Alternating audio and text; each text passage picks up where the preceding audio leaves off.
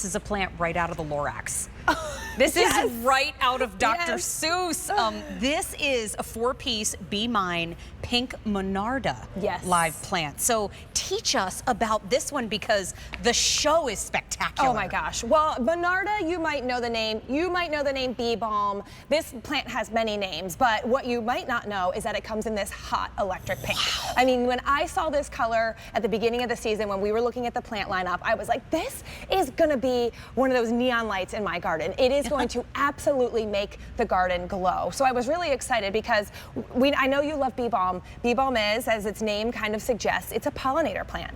And I know how much you love to plant for the pollinators. It is something that does great for your backyard, for your community, for the environment, and you are really doing your part by planting these. But also, we don't want any just old plant, right? We want that plant to also look good, and so we're really excited when we could bring this hot pink, really unusual color. I love these. I mean, I live in the fantastical world anyway, most of the times in my own head, but to me, these are straight out of Dr. Seuss. The fun, the texture of them is just gorgeous. The color speaks for itself. It's $19.98. They are brand new today, and we're getting 4 plants. Yes, you are getting 4 plants. Wow. And you know, we were talking about tea a little earlier. Interestingly enough, about bee balm, the leaves. This is an herb. Earl Grey tea. This is what they make Earl Grey tea out of. No. Yes. That's my family's favorite. Well, there you go. You can now, again, you're growing your own tea. Okay, so we get 4 of them that look like this. And then what do we do next? So bee balm is a full sun plant. One of the tips that I love to help people remember how, like, where does this go? If it's a pollinator plant, like a butterfly bush, you know, maybe you don't know all of what a pollinator plant is, but there are some that have a name like bee balm in them. That's a full sun plant. Okay. It's gonna love to be in that hot sun. And what full sun means is 6 hours. Okay. So have a spot in your garden that gets that 6 hours. These are more of a compact bee balm. So if you have known them, sometimes they can get to be really tall and then flop over. These are only grow to be about 15 inches tall. Oh, that's great. Really sweet, little, perfect for containers. So if you're not growing in big garden beds anymore. Or you don't have any. Yes, these would be great in containers. They also bloom spring.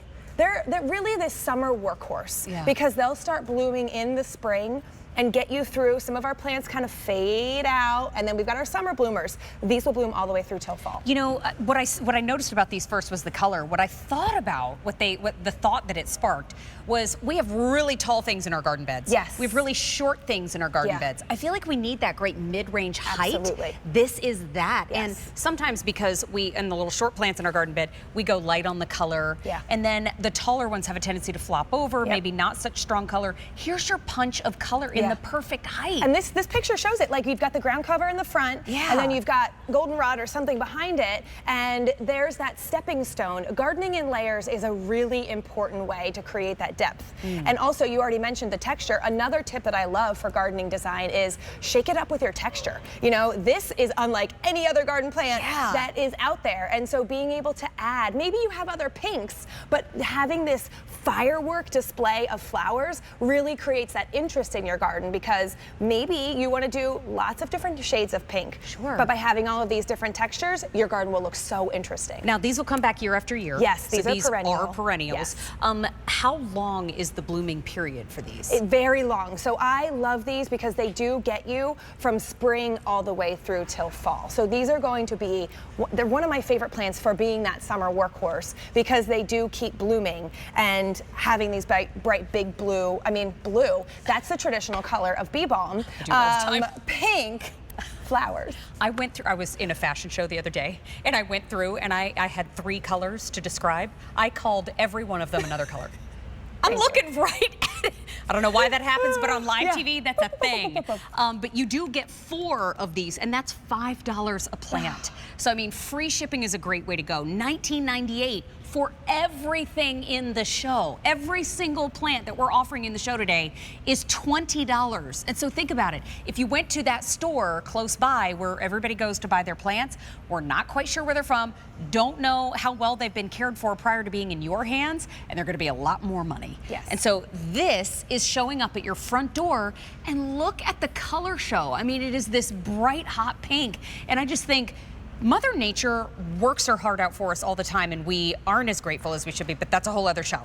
But I look at these and I think, this is such a difficult color to come by in nature. Yes. And look at the brightness that it brings to your garden. Even in the backdrop is yellow, but what we see is this bright, bold pink. One thing I should mention, because for where we live, it is a super deer heavy area. These are deer resistant, and one of the reasons is that scented foliage. So when you have a plant that has scented foliage, deer don't opt for it. Now, do I have to winterize them? Do I need to prune? Do I need to cut back when it starts to get cold out? I actually cut my garden back in late winter. Okay. So I leave it all winter long. You can do that with these too if you prefer to cut them and tidy them up, but they are absolutely hardy. For most parts of the country, they'll be hardy down to -20. Wow. -30. So these work for most parts of the country. And they also are a bee balm that is disease resistant. Wow. So some of our old-fashioned bee balms got a disease. These really will take the drought, they'll take the heat,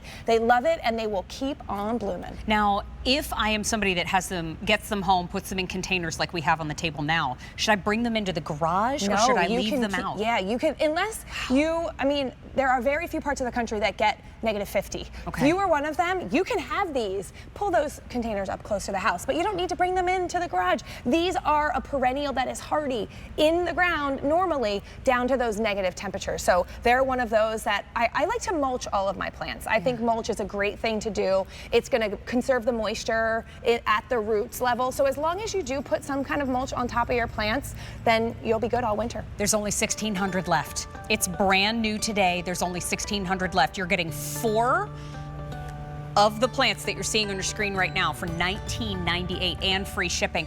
I weeded our garden this last week, and then I was sore. I was like, well, that's what age we are now.